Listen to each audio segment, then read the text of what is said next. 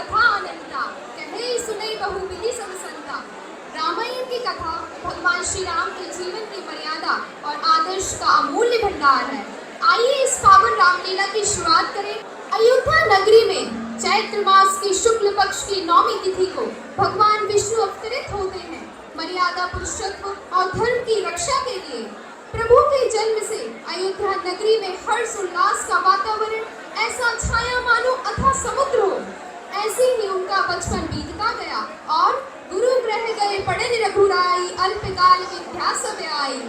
ऐसे ही वर्ष बीतते गए और प्रभु राजमहल वापस आए। उसी समय महर्षि वाल्मीकि जी का आगमन होता है और वे प्रभु को साथ लेकर ताड़का वध के लिए चल पड़ते हैं। इसी उपरांत प्रभु ताड़का वध के बाद जनकपुरी पहुंचते हैं और वहां उनके नयन माता सीता से जा मिलते हैं। यह तो विधाता के पहले से रचित प्रसंग है। प्रभु सब जानते हुए भी एक मानव की भांति लीला कर रहे हैं। बहुत दिन बीत गए, सब खुशहाली से बीत रहा था। महाराज ने मंत्रियों से मंत्रणा कर ये निश्चित किया कि श्री राम को अब अयोध्या का नरेश घोषित किया जाए। मगर हम पहुंचते हैं उस क्षण पर जब मंत्रा अपने छल और कपट से रानी कैकेयी के मन में विष खोलती है। राजमहल की सुख शांति को भंग करने वाली इस घटना से शुरू होता है रामायण का नया मोड़।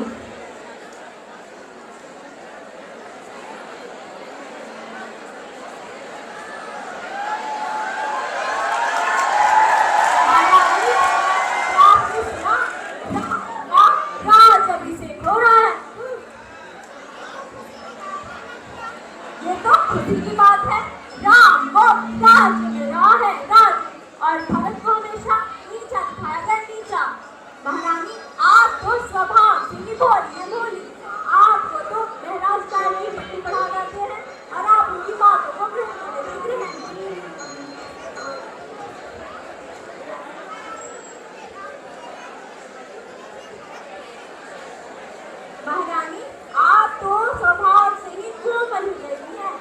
आपको तो कोई भी लगा सकता है। महारानी, महारानी, क्या आपको वो दो वचन याद है जो महाराज ने कुछ वर्षों पूर्व आपको दिया था? महारानी, मुझे याद है। आज उन वचनों को पूर्ण करने का समय आ गया है। महारानी,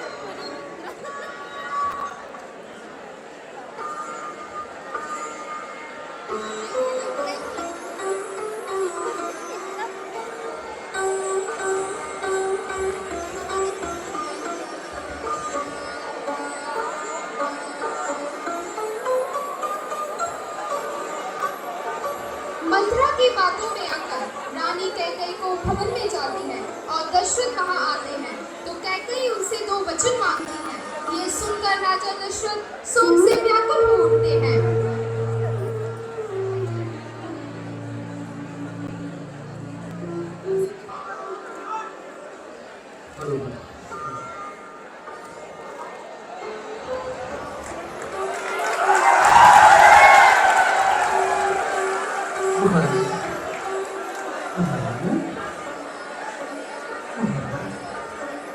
आप ऐसे नाम की व्यथा क्यों रखती हैं? अपनी व्यथा का कारण बताइए महारानी। आपके मुखमंडल पर ये उदासी अच्छी नहीं लग रही महारानी। कुछ बोलिए, कुछ बोलिए। कुछ वर्षों पूर्व आपने मुझे वो वचन दिए थे।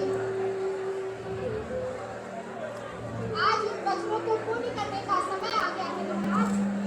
कहिए महारानी, क्या चाहिए आपको? अयोध्या नरेश की महारानी को किस चीज की आवश्यकता आन पड़ी? मांगिए महारानी, क्या चाहिए आपको? सोच लीजिए महाराज, आप वचनबद्ध हैं। मैंने एक बार मांगने उपरांत आप अपने वचनों से विमुख नहीं हो सकते महाराज। नहीं महारानी, मैं अपने द्वारा दिए गए वचनों को सदैव पूर्ण किया हूँ और पूर्ण करूंगा। मांगिए महारानी, क्या चाहिए आपको? तो अपने हृदय को कठोर कर लीजिए महाराज और मेरा कहना वचन सुनिए।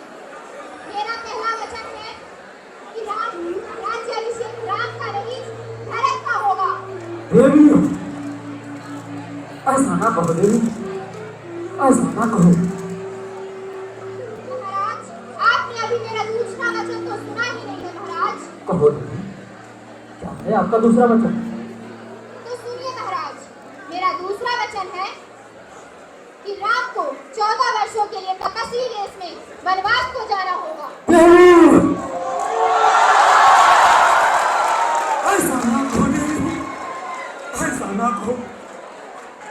मैं कल सुबह ही भरत का राज तिलक करने को तैयार हूँ, परंतु मेरे राम को मुझसे मत छीनो देवी, मेरे राम को मुझसे मत छीनो।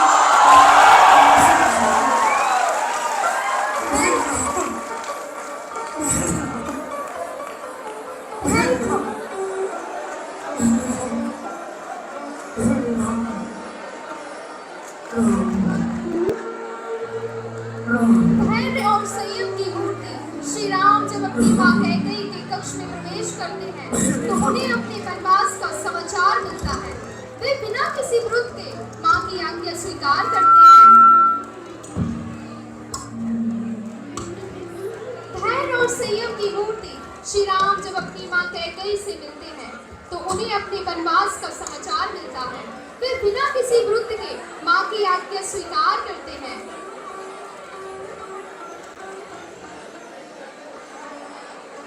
राम माते,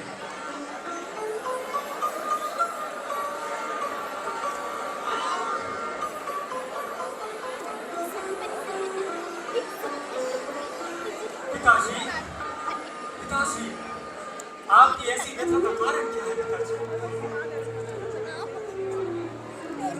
माते, माते, पिता की ऐसी दुर्दशा कैसे हुई? सुनो राम, तुम्हारे पिता ने अपने वचनों को पूरे ना करके रघुकुल की मर्यादा का उल्लंघन किया है। माते, देव तुल्य पिता ऐसा अनर्थ नहीं कर सकते। आप मुझसे कहिए, मैं उन वचनों को पूर्ण करूंगा। तो सुनो राम, मैंने तुम्हारे पिता से 2 वचन मांगे थे। पहला वचन राज्याभिषेक भरत का होगा और तुम्हें 14 वर्षों के लिए तपस्वी देश में वनवास को जाना होगा। बस इतनी सी बात माते। रघुकुल की मर्यादा, पिता के वचन और माता की आज्ञा का पालन करना ही मेरा कर्तव्य है। माते, अभी यदि यही आपकी आज्ञा है तो मैं कल ही वन को प्रस्थान करूं। मगर माते, मैं अपने पिता की ऐसी दशा नहीं देख सकता। माते, मुझे अपना आशीर्वाद दीजिए।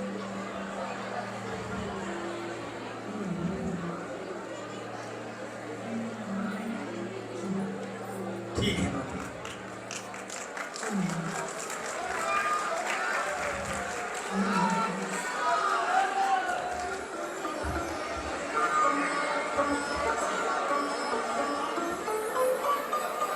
शोक के विकल सब रोवई रानी, रूप सिलो बलु तेज बखानी। करई विलाप अनेक प्रकारा, परई भूमि तल बार निवारा। प्रभु श्री राम वन गमन का दृढ़ निश्चय कर अपनी माताओं से आज्ञा लेने के लिए चल पड़ते हैं। जब महाराज दशरथ ने भाई हृदय को अपने प्रिय पुत्र श्री राम का वनवास का आदेश दिया, तब समस्त अयोध्या में शोक का दौड़ उड़ी। प्रभु श्री राम वन गमन का दृढ़ निश्चय कर अपनी माताओं से आज्ञा लेने के लिए चल पड़ते हैं। और अब आता है वो क्षण जब प्रभु श्री राम माताओं से आज्ञा लेने के लिए जाते हैं।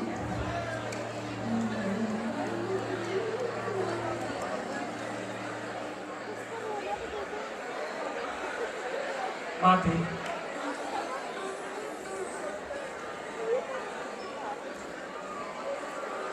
माते, आप भी मुझे आज्ञा दीजिए।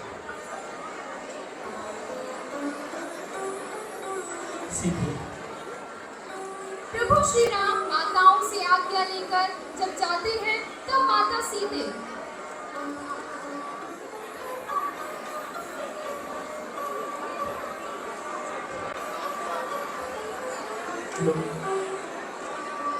नहीं सीधे, वन में बहुत कष्ट है।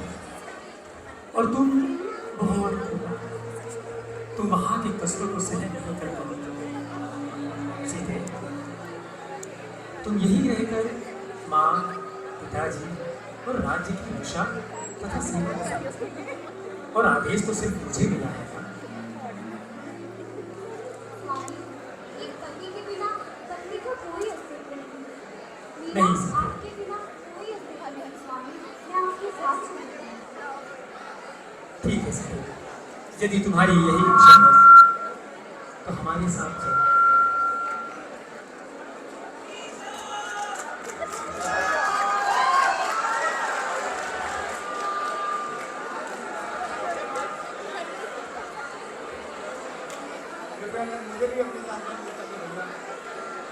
नहीं लक्ष्मण, लक्ष्मण, ना तो यहाँ भरत है ना शत्रुघ्न, और मुझे भी आदेश है कि मुझे मत जाना है। और ऐसे में यदि तुम भी चले जाओगे तो पिताजी अकेले हो जाएंगे, राज्य अकेला हो जाएगा। नहीं भैया नहीं, कृपया कर मुझे भी अपने साथ ले जाओ। लक्ष्मण, तुम मेरे प्रिय भाई, यदि तुम्हारी यही इच्छा है तो तुम मेरे साथ चल सकते हो। चलो। श्री राम, लक्ष्मण और माता सीता यति को श्रोधरी कर वन की ओर गमन करते हैं।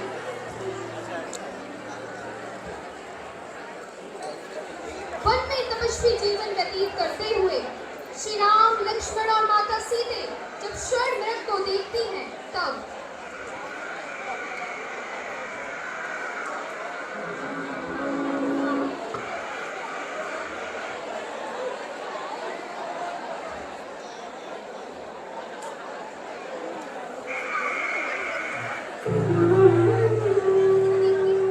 कितना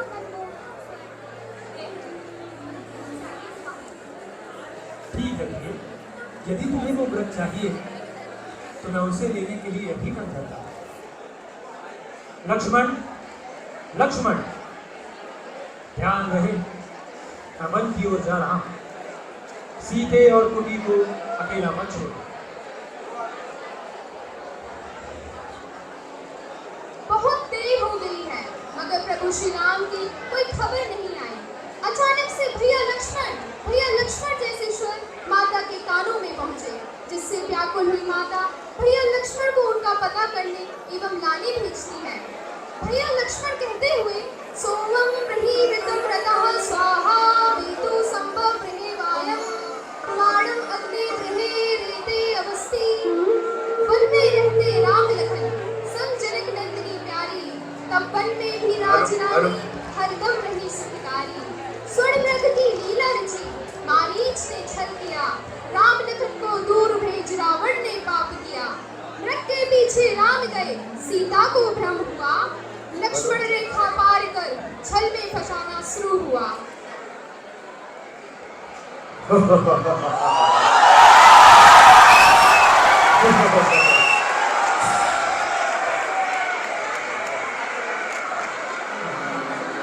इच्छाम देहि, इच्छाम देहि। क्या इस कुटी के अंदर कोई है क्या?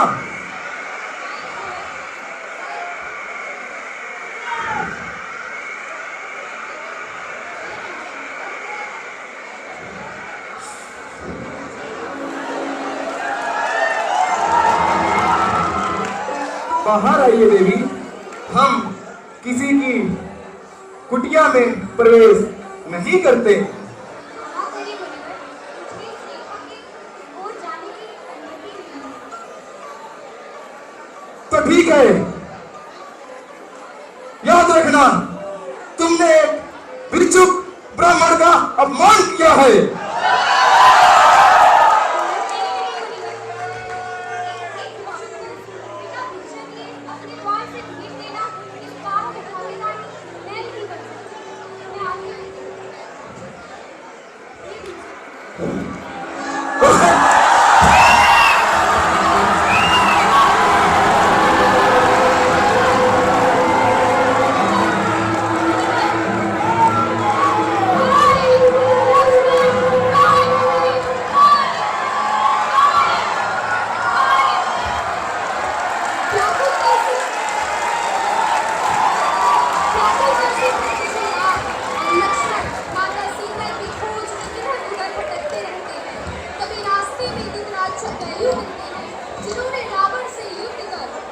सीता को रक्षा का प्रयास किया था।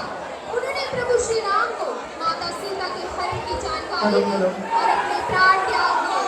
आगे चलकर प्रभु श्री राम मां सबरी के पास पहुंचे और मां सबरी उन्हें महाराज सुग्रीव का स्थान बताकर उनकी सहायता करती है।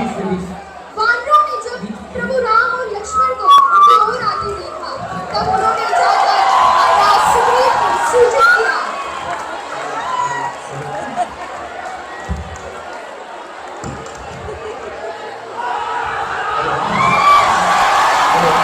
महाराज की जय हो। वन में तो वानर उछल कर रहे महाराज, और मेरी ओर भी आ रहे हैं। जी महाराज, वो मेरी ओर भी आ रहे हैं। महाराज की जय हो।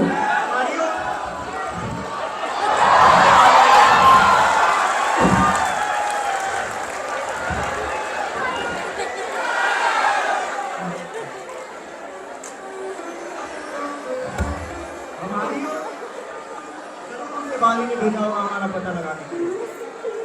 अब तो ये कुटी भी हमारे लिए सुरक्षित नहीं है। शीघ्र ही हमें इसकी छोड़नी होगी। महाराज, हमें हनुमान को भेजकर उनका भेद पता करना चाहिए। इतना जल्दी हमें आवश्यकता नहीं है। हनुमान को भेजा जाए सीधे भेद पता करने के लिए। हेलो। राम कथा का अद्भुत दृश्य जब भगवान श्री राम की भेंट होती है महाबली हनुमान से।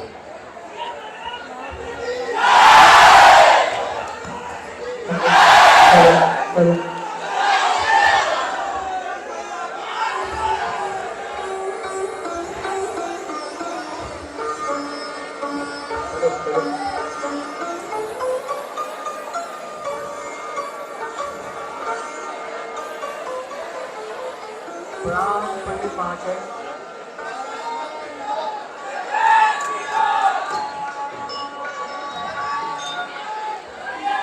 लोग तुम लोग उम्र बालक इस वन में क्या कर रहे हो? महाराज, हम महाराज सुग्रीव को ढूंढ रहे हैं। महाराज सुग्रीव, उनसे क्या काम है? हमारी भाभी माता सीता का हरण हो गया है, हमें उनकी सहायता चाहिए। अपना परिचय दो बालक। वाह महाराज, बड़े चतुर हैं आप। बातों बातों में आप हमारा परिचय तो पूछ रहे हैं, किंतु अपना परिचय तो दिए ही नहीं। पहले आप बताइए, आप कौन हैं? बड़े चतुर हो बालक, बड़े चतुर हो। हमसे हमारा ही परिचय पूछ रहे हो। पहले अपना परिचय दो, फिर हम बताएंगे हम कौन हैं। हम अयोध्या नरेश श्री दशरथ के पुत्र, ये हमारे ज्येष्ठ भ्राता राम, मैं उनका अनुज लक्ष्मण हूँ।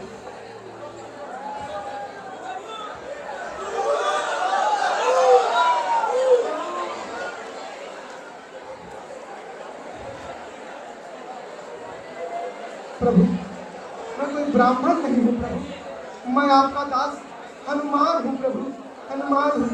अपने चरणों में जगह दीजिए प्रभु। आगा हूँ प्रभु, अपने प्रभु को नहीं जानता।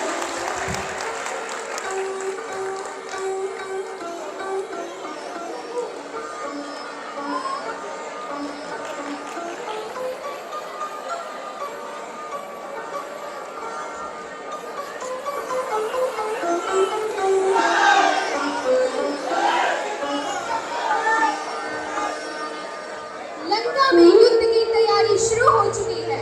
रावण और उसका पुत्र मेघनाद अपने अहंकार में डूबे हुए हैं।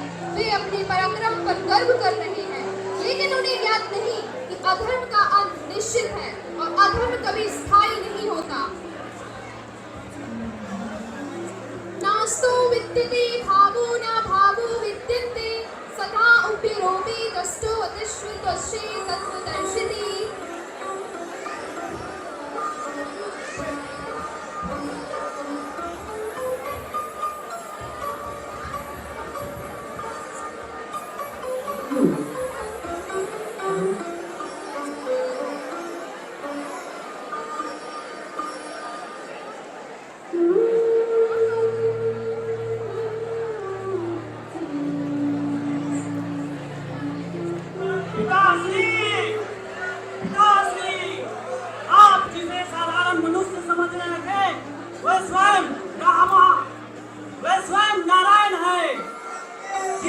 देखा नहीं जा सकता, वे अजय है। किंतु वे नाथ की प्रशंसा की टंकार से इंद्र जैसे राजा भी खातर अपना शासन छोड़ भाग करे हुए वहां रणभूमि में मुझ जैसे योद्धा नहीं, महान योद्धा इंद्र पर विजय प्राप्त इंद्रजीत को भी युद्ध भूमि से पीछे हटने पर विवश कर दिया गया। पिताश्री, विवश कर दिया गया। पुत्र का केवल एक ही कर्तव्य होता है, अपने पिता की रक्षा करना। दुश्मन भी उसका साथ नहीं देता, जो उसकी आज्ञा का पालन नहीं करता। जाओ पुत्र, युद्ध की तैयारी करो।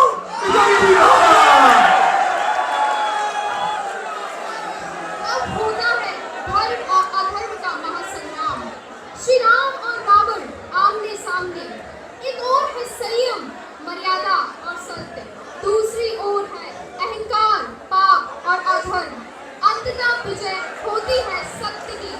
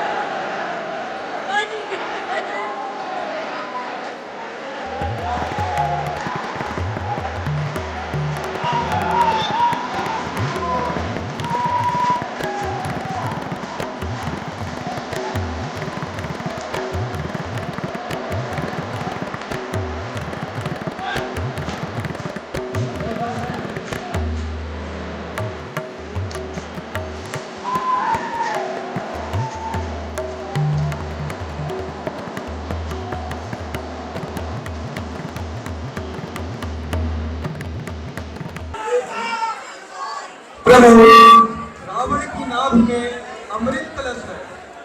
यह अमृत कलश जब तक नहीं टूटेगा, रावण की मृत्यु नहीं हो सकती। आप अग्निबाण का संधान कीजिए प्रभु, संधान कीजिए। हेलो संधान।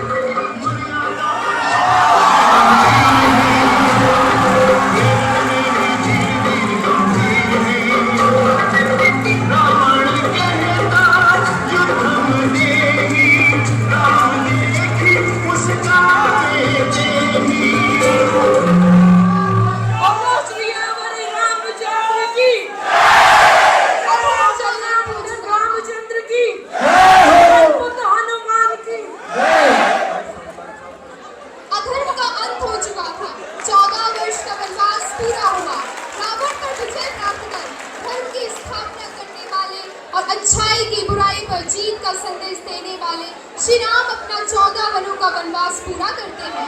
अयोध्या लौट रहे हैं। चारों तरफ खुशियां ही खुशियां हैं।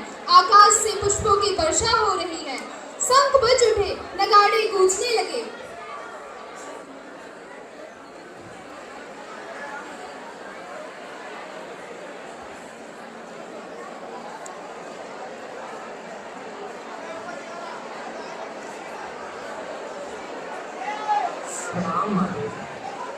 राम, पुत्र राम, मुझे क्षमा कर दो राम, मुझसे भूल हो गई राम। मैं नकुटी में एक कलंकिनी बन के रह गई हूँ राम, मुझे क्षमा कर दो राम। नहीं माँ, 14 वर्ष बीत गए आपको देखे। ऐसा न करें, मुझे कलंकित ना करें माँ, मुझे माँ, आप तो मुझे आशीर्वाद दीजिए। आशीर्वाद दीजिए माँ, आशीर्वाद दीजिए। श्री राम केवल एक राजा नहीं थे, वे मर्यादा, त्याग, भक्ति, कर्तव्य और धर्म के प्रतीक हैं। उनके जीवन से हमें ये सीखना चाहिए कि माँ बाप की आज्ञा सर्वोपरि है। सत्य की राहें चाहे कितनी भी कठिन हो, उससे विचलित नहीं होना चाहिए। अहंकार चाहे कितना भी शक्तिशाली हो, अंत में वह पराजित होता है।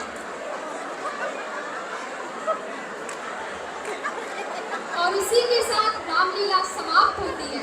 बोलो श्री रामचंद्र